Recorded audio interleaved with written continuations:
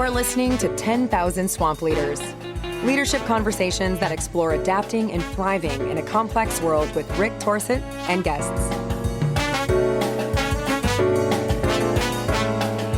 Hi, everybody. This is Rick Torsett, and this is 10,000 Swamp Leaders, the podcast about leading and leaders who choose to make it their preoccupation, their obsession with leading on difficult challenges in the world so they can make a difference.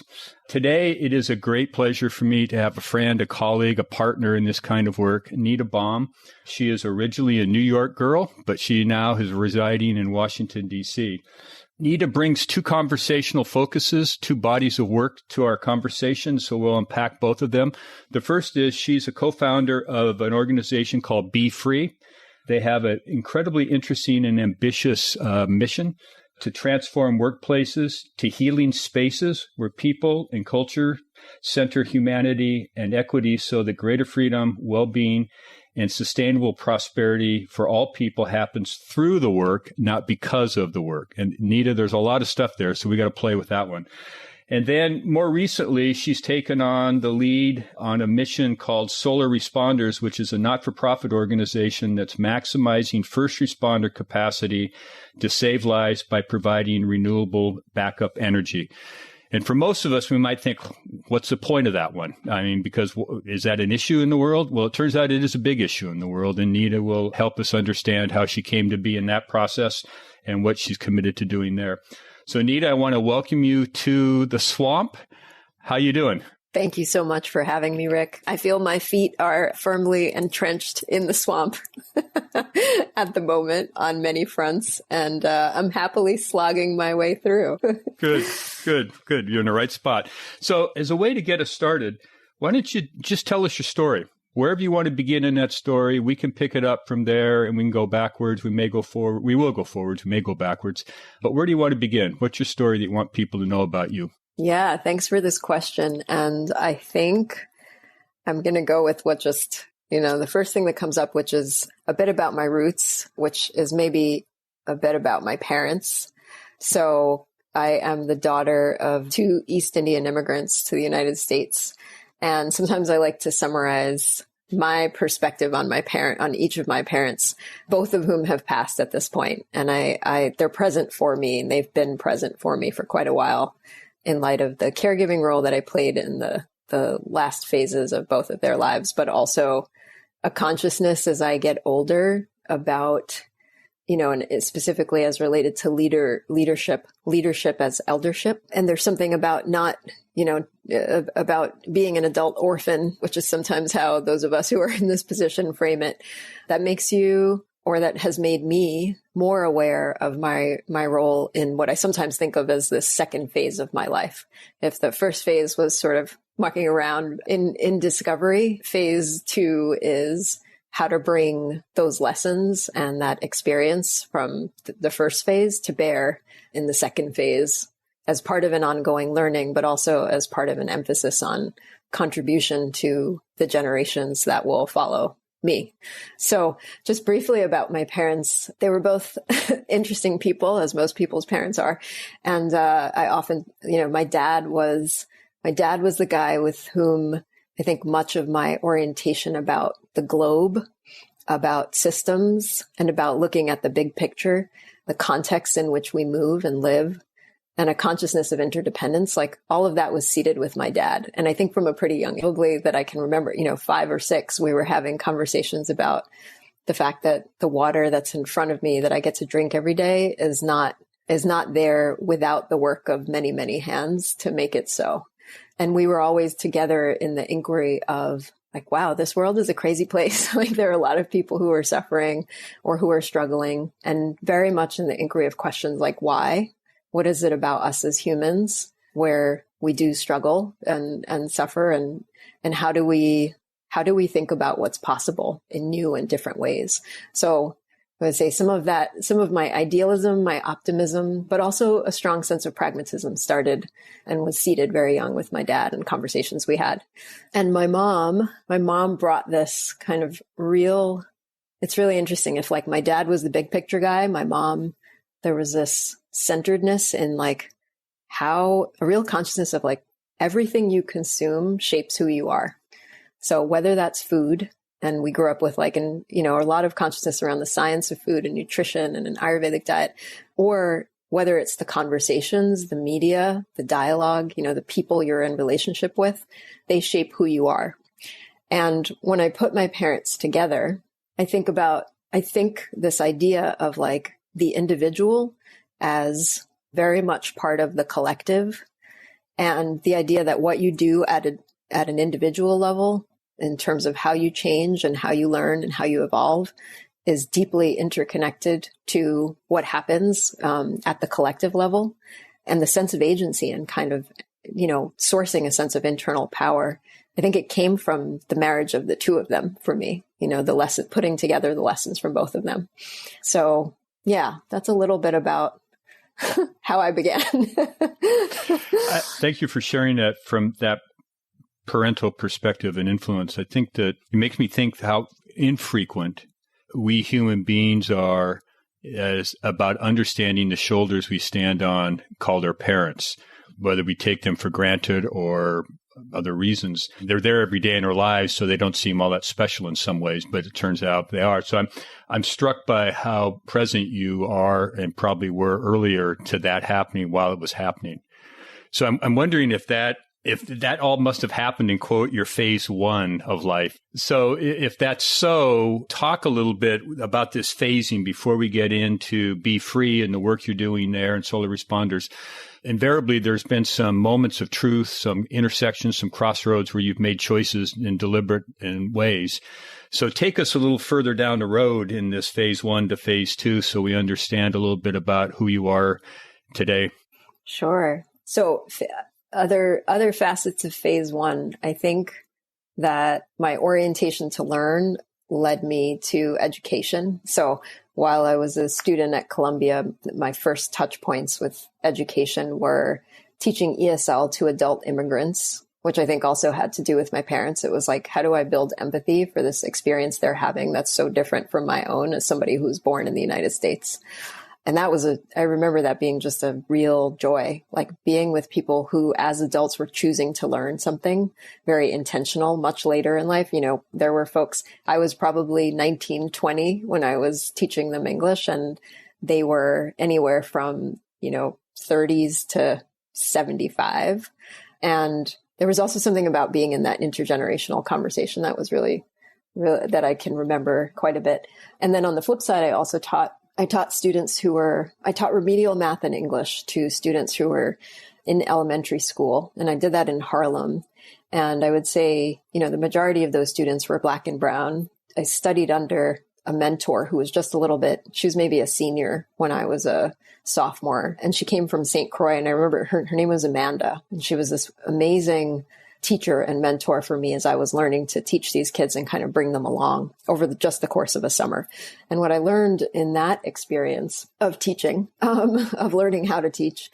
So Amanda would circle us up every day. We would all sit in a circle, me, another one of the teachers, and then probably like 8 to 10 young elementary students who came from rough backgrounds. They didn't have parents. They were maybe living in foster care or with grandparents, and accordingly were struggling educationally. And we would sing and we would just get grounded together. She'd sometimes lead us, through a little bit of play, a laughter, just something that made everyone laugh, and then a kind of emotional check-in.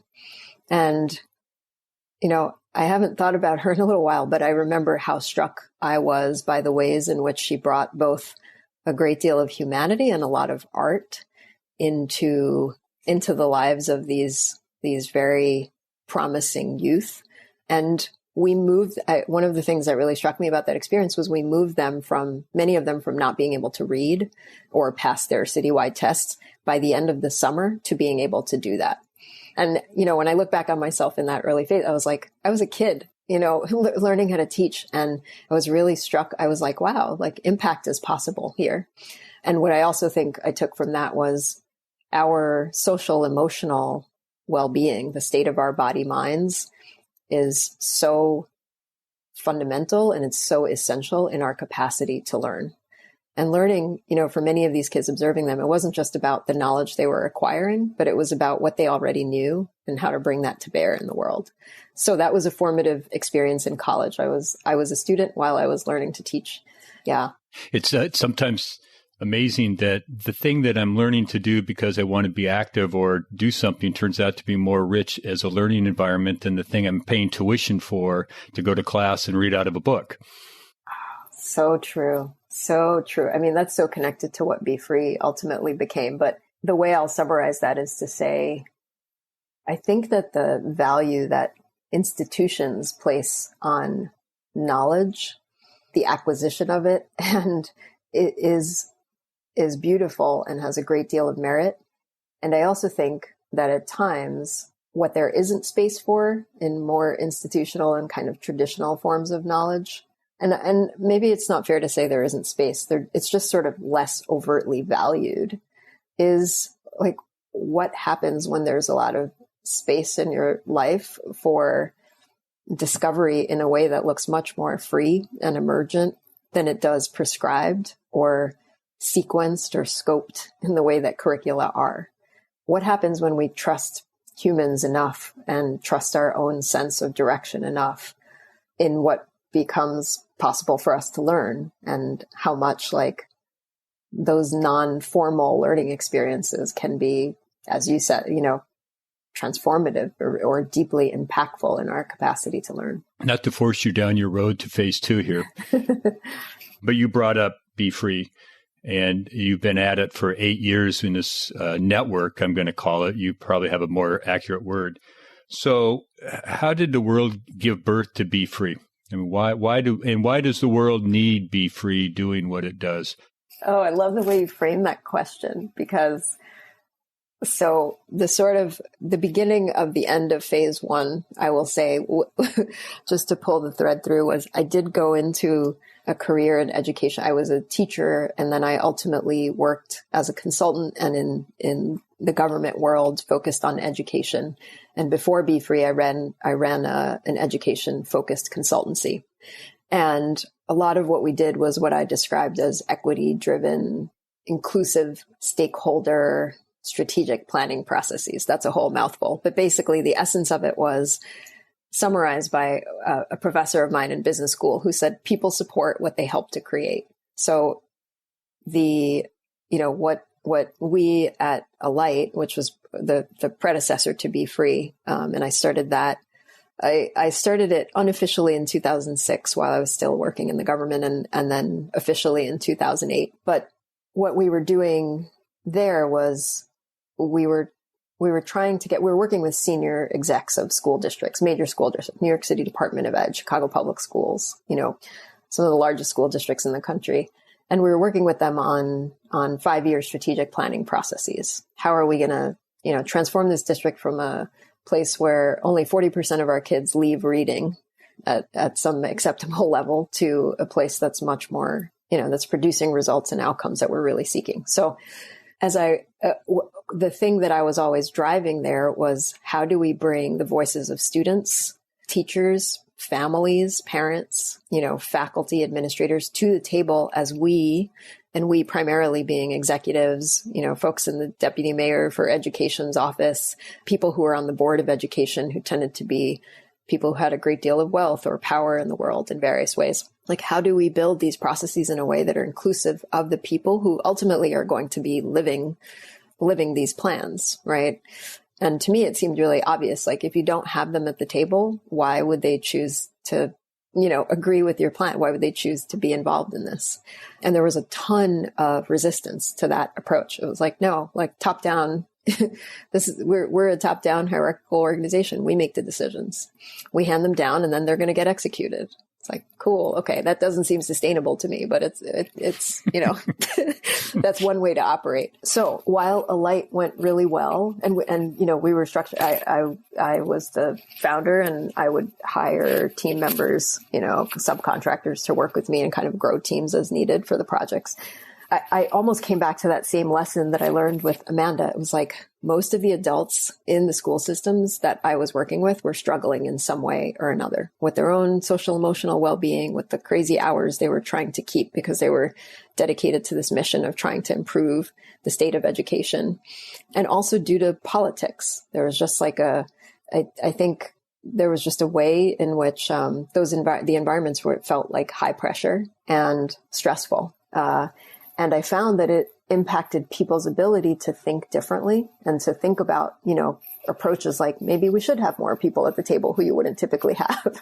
It impacted their capacity to center students in the conversation.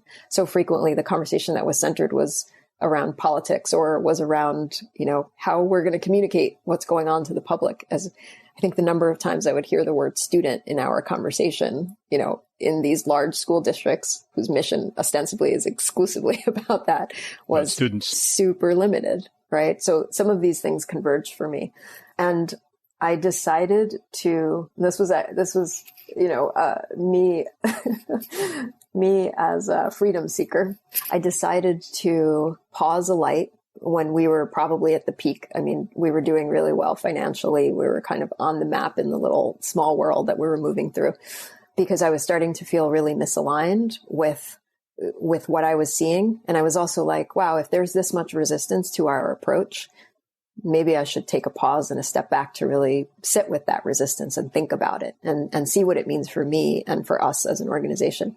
So I started this. So to go back to the birthing, I did something I'd never done before, which was I stopped working intentionally.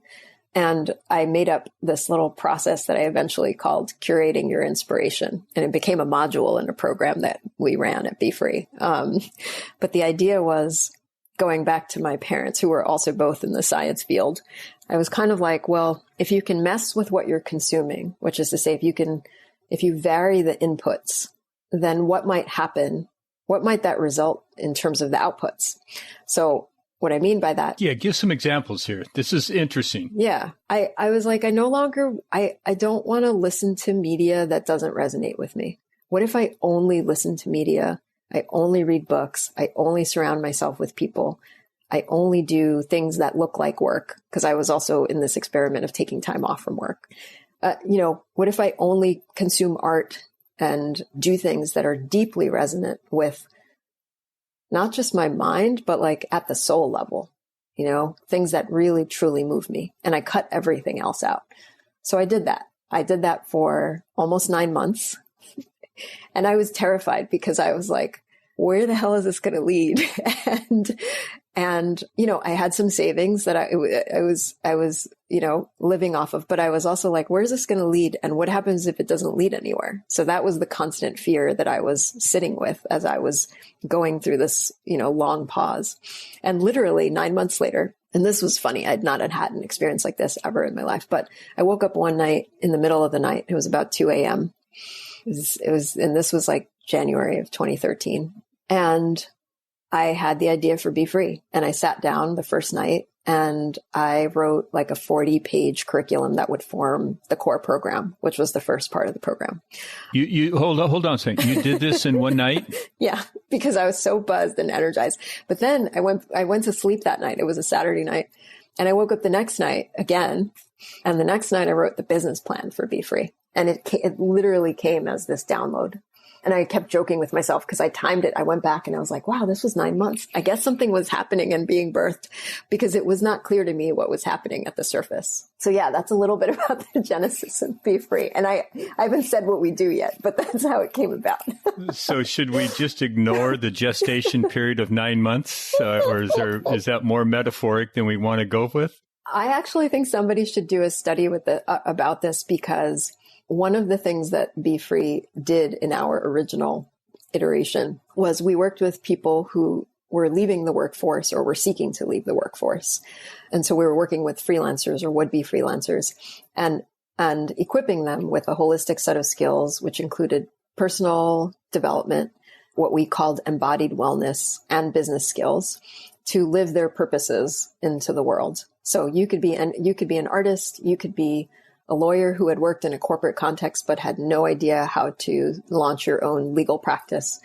and you could come to us, and we ran a 5-week program that we called the core program. Yeah. So that the idea of supporting people who had this desire to be free, we watched many people and we sort of tracked their cycles. And it was amazing how frequently the 9-month thing came up.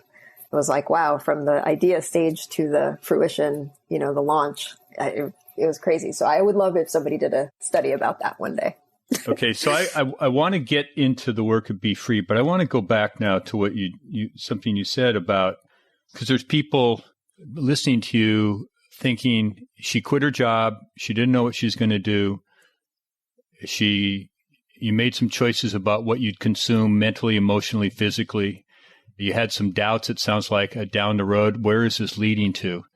As you look back on it, what did it take to stay in that ambiguity for 9 months before you woke up 2 nights in a row and had this stuff come out? I mean, and what were you relying on inside yourself or in your life to stay in that place until something happened? Yeah, I think that it was, I was learning to recognize the merit and the wisdom of my own deep discomfort. And so specifically, like I often would describe that period of coming online to the idea of like, wow, this company I started, Alight, is doing really well. And it seems crazy to take us off a trajectory that we're on. However, like literally in my body, and I would feel it very specifically in my gut. It's like, this feels misaligned to me. It's like the business is going in one direction and we're doing really well. And something in me feels like it's moving in a different direction. And it has a voice. And I don't know what that voice is saying. And I don't feel like I can do that until I quiet some other parts of my life to be able to really listen in. And there was the beginnings, and I call it the beginnings because I was deeply uncomfortable with trusting my own discomfort. I don't think we're not conditioned to do that. We're not, that's not societally something we're down with. And so I was like, but it was not the first time in my life, after college. I was pre-med in college and I chose to defy my parents' wishes, which was that I go be a doctor. And instead I moved to Japan to teach English. And I told them a week before I was leaving that I was going there to do that. So I had trusted my own discomfort, and I was deeply uncomfortable. I was like, I don't know. They think I should do this. They're probably smarter than I am. Like, they probably know what I should do. I don't know what I should do. All I know is that I have to do it. I do think that one of the tough decisions about leading, including probably most importantly, leading yourself, is disappointing people in doses they can handle as you move forward, and particularly your parents. All right. So now we got a business plan, we got a curriculum, and we got a business called Be Free. And is that 2013 then when this all happened? Yeah. So Be Free started in 2013, and I can color it in a little bit.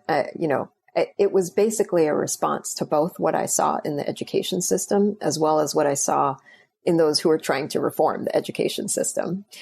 And ultimately, when I was first conceiving of it, I was like, this is kind of like an alternative to business school. And it's sort of like a hybrid of life school and business school. We had the business part because we knew that for people for the initial group we were serving, which is people who were trying to leave the world of work and align their work with who they were, and align their work with a greater sense of purpose, or at least be in the discovery of that they would need support. And and because business is the language of the marketplace, we were like, business needs to be part of this. At the same time, what I observed in all of these systems was we're much less conscious of our well-being and our potential holistically as humans than we could be. And I think those two things are inextricably linked. It's like we don't recognize that our potential lives in our nervous systems as much as it lives in our minds. We don't recognize that our potential lives in our capacity for well-being as much as it does in our financial or material means externally, right? So we were like, there's this opportunity for self-development and there's this opportunity for personal wellness. And the sort of simple frame we offered people was like, if you're a solopreneur and you're going to start your own business, the well-being of your business is going to be contingent on your own well-being, and you're going to feel that very quickly. So how do we foreground that in our alternative to business school for you? Hold it. Foreground it? Foreground it. Yeah. Yeah, it makes sense to me. Foreground. I'd not heard this before. Okay. So what kind of receptivity did you have in the world to this premise? So when we talked about well-being, people are like, why are you talking about well-being in 2013? It seems so far and disparate from work in people's minds. And I remember, and I still feel, I find that fascinating. I think that as a culture, we have traded our well-being and backgrounded our well-being in service of, what we call productivity. I often harp on the idea of like humans as resources. We've decided that humans are resources. We're a means to an end. And the end is something not about us. Like the end is profit or the end is production. And we feel the same way about the planet, right? We consider the planet an externality. It's a resource to be utilized in service of some means, accumulation or production of capital and so on. And there is an agenda in my orientation around Be Free.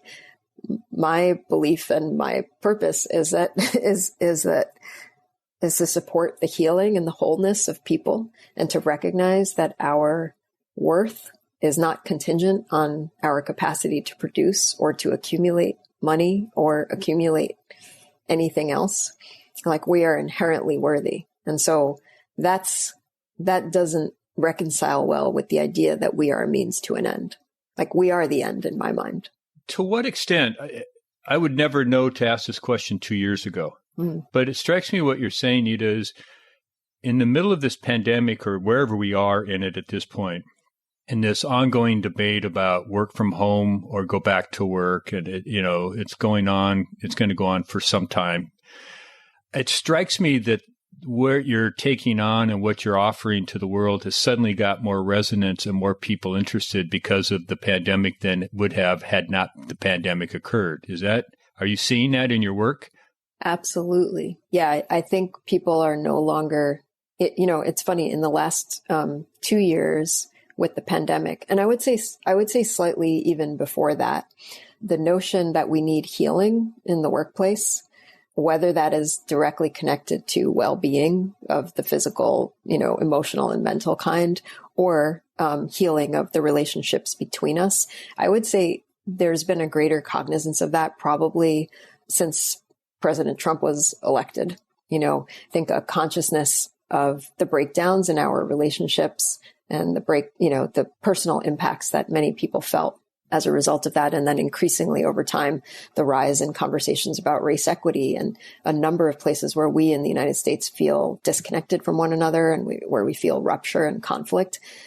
I think people were increasingly coming online to the idea of the connection between those things and their own well-being, and the convergence of those forces in the workplace, which, interestingly enough, is one of the few places where we actually have intentional conversations around who we are as a culture or who we are as individuals, right? We don't gather as much in spaces that are designed for us to be self-reflexive.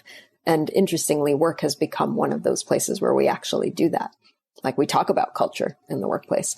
So yeah, we became more interesting and appealing to folks. And what I will also say is, like, to fast forward on what Be Free is today, our big lofty vision is transforming workplaces to healing spaces, whether that workplace is for you as an individual, a solopreneur, or in the context of an organization. And it's really this simple idea of, like, can work be a place that adds to your well-being rather than detracts from it? And can that be done in a way that is equitably, equally distributed across people, irrespective of your gender, your race, your sexual orientation? Again, recognizing that we are all equally and inherently worthy.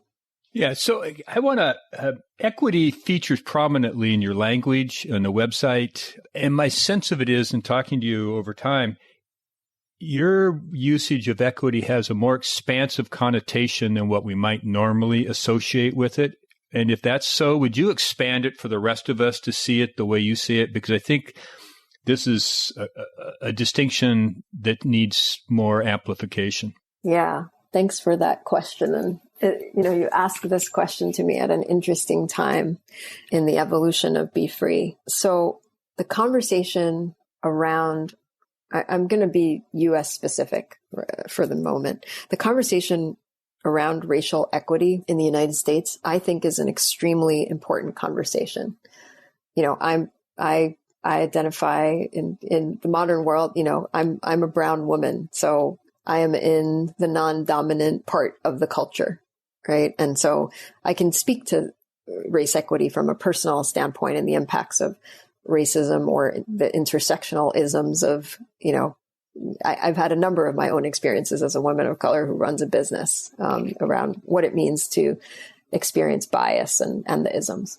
And I'm saying and as opposed to but, because I want to underscore the importance of that conversation in this country in particular, whose genesis is rooted in a great deal of inequity, right? I mean, we've written into our Constitution that you can be 3/5 of a human, which is counter to the fundamental premise of Be Free, right?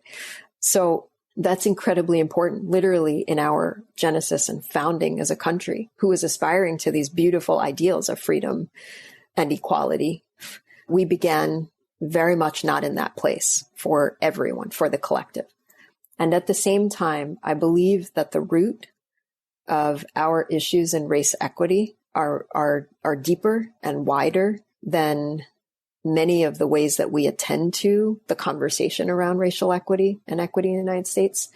And the way I'll summarize that is to say, it's hard to summarize, but what I will say is like the capacity to oppress, the desire and the instinct to dominate, to have power, to accrue power. Those are all fundamentally human qualities. I do believe that, for folks who like the idea of whiteness and white supremacy and white dominance and colonialism and the ways in which those are all tied up in the history of this country and, where my parents came from India.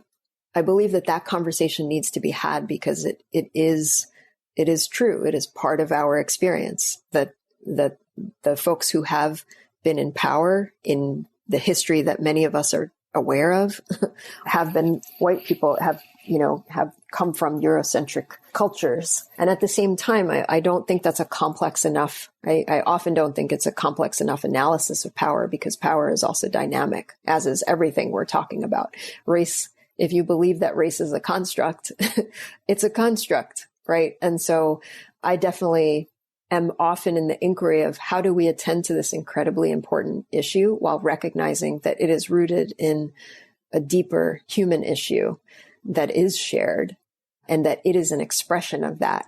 Like it's not the root itself. It's an expression of something in our natures as human that I think that if we get in touch with that more deeply rooted issue, our capacity to make progress on the issue of equity will, and on all of the issues where we feel disconnected and polarized from one another, like we will unleash more potential and accelerate our capacity. I highlighted a sentence on your website that I think you're speaking to here. What is revealed is ripe to be healed. Is that, it sounds like that's what you're talking about to me. Absolutely. Yeah. And we go through cycles where the conversation about racial equity is in the foreground or it's in the background. Right. And we've been in a conversation for the past few years and certainly, post George Floyd's death around racism. And it's been really foregrounded. And I believe that now that it has been surfaced in this way at this time, like there's a real opportunity for us to heal it. And I believe that for us to heal it, we have to go beyond that conversation to the root. Okay. All right. So for a moment, let's segue here. We're going to come back to Be Free and your role in it as a leader. But more recently, you got yourself involved in this organization called Solar Responders. And I'm going to give you a chance to explain what it is and why you're in it and what the need is, because I don't think people probably right now have much understanding of this issue. But what I will say to anybody listening is this is a significant departure from Be Free in terms of some ways, but in other ways, I'm guessing it connects. So why don't you take us down the solar responder journey a little bit and help people understand why you're investing in this? Yeah, well, I'll tie the two together from the inception because the way that I got involved is actually deeply connected to Be Free. So a good friend of mine who's the CEO of a couple of education-focused companies, his name is Raj Tucker. He was teaching a course on social entrepreneurship at NYU. And I think this was early 2018. And he invited me to speak to the class. So I went in there and I did what we at Be Free do, which was, we took a different approach. I started the class, I made everybody sit in a circle and I started the class with a meditation. Amanda would be proud of you. She totally would. Oh, you're so right. Isn't it amazing how we just move in circles and spirals in life? Amanda would totally be proud of me. You're right. That was for you, Amanda. So we sat in a circle, we meditated, we played a little bit physically. And I do these practices. I scaffold my facilitation of the spaces I'm in a very intentional way that's based on neuroscience and the science of psychological safety and helping people kind of come into a place where they can connect to themselves more deeply and each other and feel more grounded and actually more present, and also not just with themselves, but with one another. So we start with some of that play. And we also start with that play to kind of begin with something different and unexpected in the environment, and in the context you're in. So sitting next to me in this class was a student at the time named Hunter Johansson, who one day, sometime after this class, and we spoke a little bit about some work he was doing in Puerto Rico. So he had recently been down to Puerto Rico in the wake of Hurricane Maria, which was in the fall of 2017, working on some recovery efforts there. And specifically, he was working with firefighters. So just to continue this in the story, in the vein of the story, Hunter and I meet in this class. We have a conversation about just how he's reflecting on his own purpose and some of what he had experienced in Puerto Rico. And then a couple months pass by, and one day I bump into him literally on the street. In New York City. In New York City. Yeah, on 11th Street, not far from my apartment. And we're both like, oh, I know you. So we wind up having a cup of coffee and we continue this conversation about the burgeoning vision that would ultimately become solar responders. And our first conversation was about what was going on, whether it should be a nonprofit or a for-profit and why. So ultimately, the work that we do and the vision that Hunter brought to life, along with Captain Richard Burt, who was an early co-founder and these days serves as an advisor. Richard Burt was a firefighter in Las Vegas. So these guys asked firefighters in Puerto Rico in the wake of Hurricane Maria, what do you need? And the answer was very simple. It was without a beat. The response was, we need power. And so the beginnings of our work was, how do we mobilize to get them solar power? Because you can't use diesel energy because you can't transport fuel in the midst of a hurricane, right? And you have no electricity. There's no way to make it useful for you. So how do we mobilize to get these folks the power they need in order to serve on the critical mission they provide as first responders whose job it is to save lives? So, in the event of a disaster like Maria, you pick up the phone and call 911. You can't do that because the phone line is dead because there is no power. And if you were able to pick up your own phone, nobody would be on the other receiving end because the fire station would have no power. The first responders would have no power, right? So the criticality of power becomes very, very evident in the face of these increasingly intense and frequent disasters that we are experiencing, which are on the rise because of climate change, and to which Puerto Rico is particularly vulnerable, as are other islands in the Caribbean. So our solution is we put solar power and battery storage, which helps to capture the solar, so that even if it's not sunny on a given day, but you need solar power, we put those on fire stations and serve as the first source of backup. The one other thing I'll say about Puerto Rico and why the solution makes sense is they have rolling power outages on a regular basis. So brownouts are very common. And that's also, those of us on this side of the ocean in the States, we're subject to the very same thing, right? Like we experienced this in Texas and in the United States, we are also only backed up at the moment by diesel generators, not by solar, which makes sense for a lot of reasons, because it's cleaner, because it's increasingly cheaper, because it's way better for the environment. So I wound up, Hunter started reaching out to me, and me as a sort of scrappy entrepreneur was there just providing advice on how to kick up and get this nonprofit idea he had started.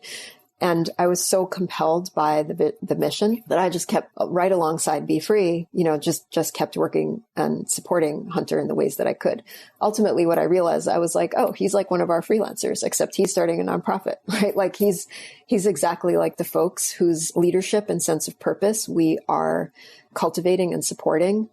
And I personally happen to be particularly compelled by this mission and by this person as a leader. And so wound up essentially making it my second full-time job, and went on officially shortly after some of those initial months to be board chair. So yeah, that's how that project got started. So is this project restricted to Puerto Rico, or do you have bigger aspirations than Puerto Rico? Yeah. So this is where I like to both and the response as well. It's like Puerto Rico itself is a big aspiration. And I go to say this, I say that in particular because going back to the conversation about equity, Puerto Rico is a commonwealth of the United States. It does not have statehood. It has a long history of a very difficult relationship with the United States, essentially sort of as a colony of the United States. Most people don't even know that it's part of the United States. Many people think it's its own country or its own something.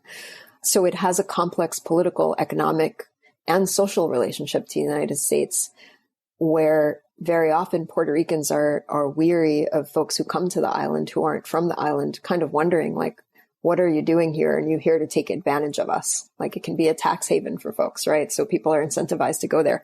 And I say that to say also, like, anytime you're working on a social justice or a social change initiative, people talk also about scaling it, right? It's like, oh, is this a proof point for something bigger? And what I want to say to people is like, no, this is the bigger thing. It's the same conversation as humans are not resources. We're not a means to an end. Like, these folks, they're not lesser, and they don't deserve less, and they are human, like just like all of us. So Puerto Rico unto itself is very much the mission. First responders unto themselves, right? We don't think about needing first responders until we're in a very dire form of need. It's like, oh, my house is burning, or there's a disaster and I need medical help, right? We don't think about them until then. So part of our mission is to think about them before then and equip and support them. So Puerto Rico and first responders are the mission. And right alongside that, we know that the need is global, and it's great. And so to the extent that our learnings in Puerto Rico equip us to, work with places and people in other places, we're absolutely excited about and open to that as we are able to manage it from a capacity standpoint, and a funding standpoint. Okay. So you've laid in place these two projects that are near and dear to you. What I want to get into is you and you as a leader, and what you know and what you've learned, and how you navigate the challenges of running these two projects for impact. And you've mentioned a word, tenacity, early in the conversation. So I'm interested in tenacity as it relates to Nita. I'm also interested in what you know. Well, let me say this before we get into this. And you and I have talked about this, but for the sake of the conversation, be explicit. This distinction between leading and authority, meaning that, one way to look at it is the organizational chart is a map of authority, but not necessarily a map of leadership. Everybody knows that they've been in a hierarchy and looked for leadership from the requisite authority, and it doesn't show up. And it's also have the experience of doing what you're talking about, what you've done with your life, where you raise your own hand and choose to lead on something. And therefore, what immediately comes into play is, in order to have a decent impact beyond my own capabilities, I need to mobilize, use that word, your word, other people to follow with this purpose or this cause, this effort. So my guess is you've been in the mobilization business for a pretty long time now. So what can you tell people about what's involved with mobilizing? What's it take? What are the challenges? Just the whole function, because without anybody who's willing to follow along, you're not leading anything anyway to speak of. So what do you know? What can you tell people about what it takes to mobilize people? So I'm going to shift the trajectory of this conversation a tiny bit, but I'm also going to directly respond to what you said. So lately I've been reflecting on my own leadership. At Be Free, we've described the work we do when we coach leaders, which is one of the facets of the work we do. We also help heal ruptures or heal conflict in organizations who are struggling with culture transformation, particularly around equity. But we have this whole vision that is workplace as healing space. And I came across, I believe he teaches and he coaches as well, but I came across a man named Nicholas Janney recently. And there's a concept he has that just resonated really deeply and helped me put language to my own aspiration around my leadership. And also what I would say summarize as well my own philosophy around leadership today in the context of this vision for a workplace as healing space. The term he used is leader as healer. And it really, even as I say it now, I feel it in my heart. I feel the alignment and the resonance for myself. So I'm going to play with that a little bit. And when it comes to mobilization, I think in order to mobilize others, you yourself need to be mobilized. So this takes us from the concept of leader to self-leadership. Who do I, as the instrument of my own leadership, need to be in order to lead with, lead alongside, lead others? So for me, I root the concept of my own leadership in myself. And when tying that to sort of leader as healer, it's what do I need to be whole so that I have the capacity to actually self-lead?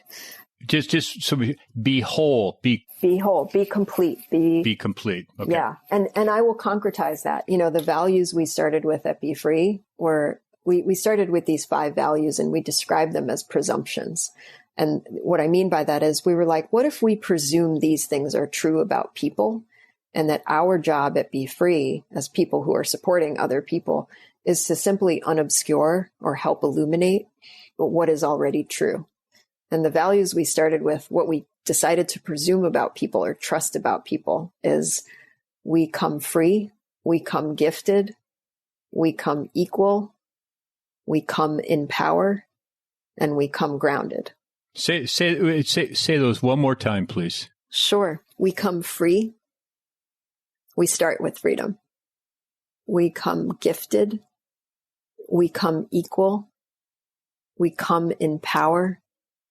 And we come grounded. We come this way. That's present. Those are resources. Those are inner resources that are available for us to mobilize. And they're always there. They're always there. They're present. And, we approach our work with a lot of humility. So it's whether you believe it or not, what happens if you experiment with believing it? That's the learning that we're always in. So if those presumptions are the case, then the work of leadership for the self becomes about unobscuring, becomes about the development work that helps me. Where am I bounded where I could be free? And how do I get in my own way? It's just a simple inquiry to sit with every day that can be really illuminating. Okay, so hold on. Yeah, sure. So somebody's listening, they're with you here so far.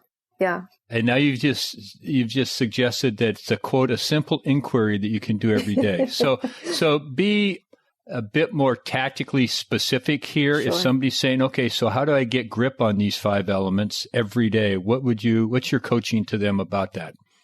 Yeah. They all come with a rather lengthy explanation. I'll say that as a way to avoid the question and buy myself some time on how to respond.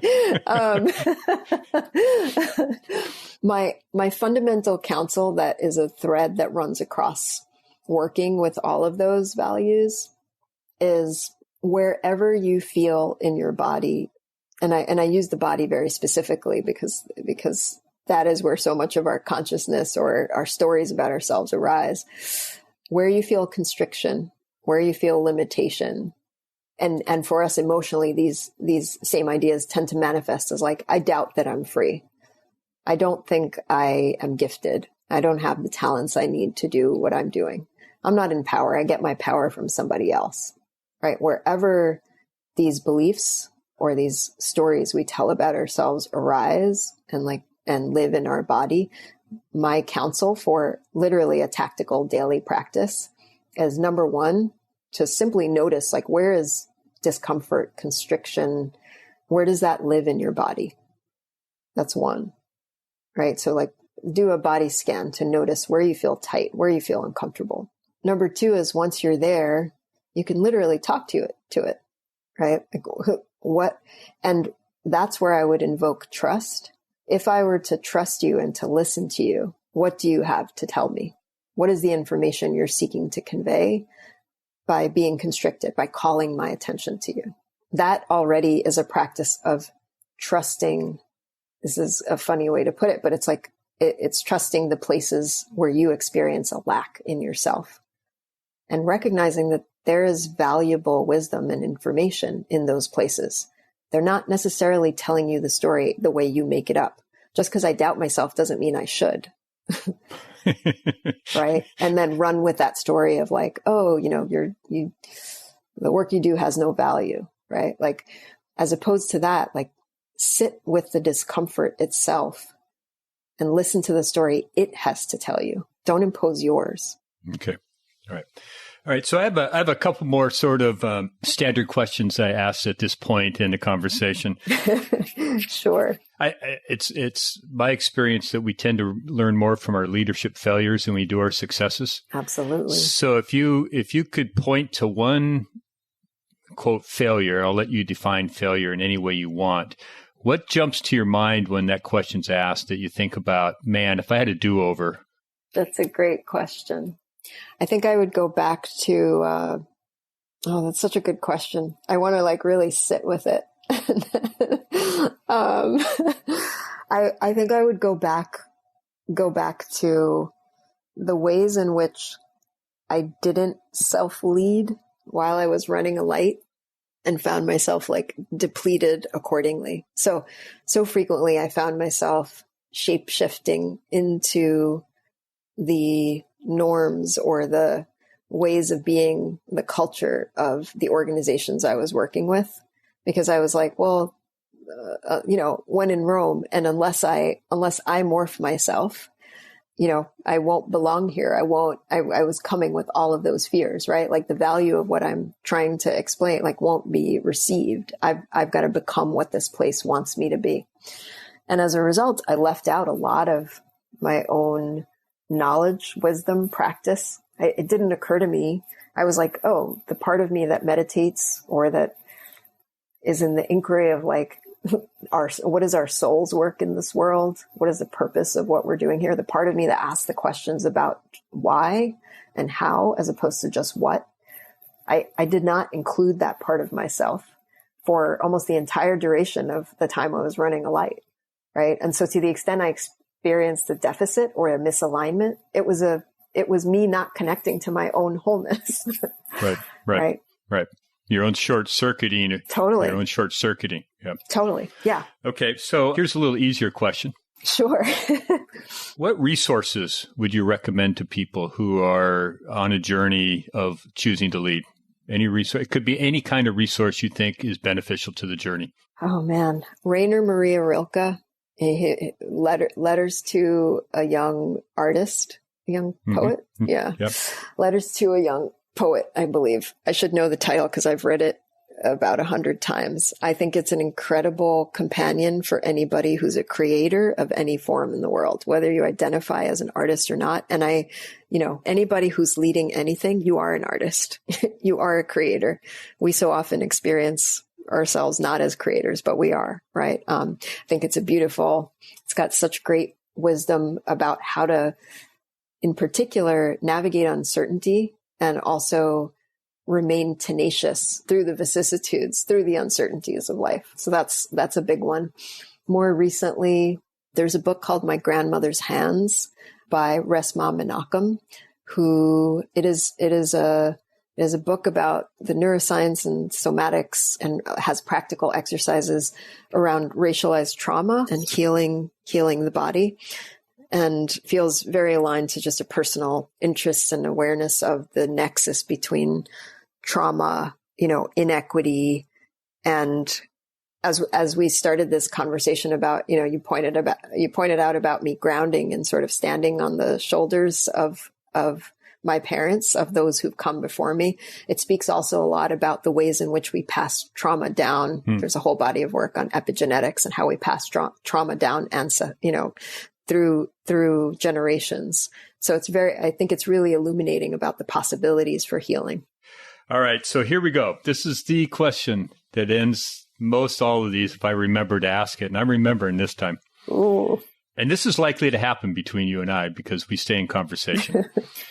If you and I were having a discussion 3 years from today, coffee, and you were looking back over those 3 years, what has to have happened in your life, both personally and professionally, for you to feel happy with your progress? Number one, I have to divest myself of the notion that there is progress.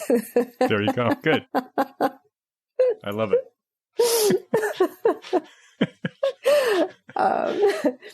And I will add a number two is, when I make this distinction about phase 1 versus phase 2, and for me personally, there's a number on, it's post 40. I'm 43 now. So it's like when I hit 40, I was like, all right, let's consider this phase 2, is to stay in deep dialogue with and not lose sight of what it's easy to lose sight of because it's invisible. And I think very often invisibilized in our culture is like to stay in deep dialogue and relationship with my soul, to be moved by my soul.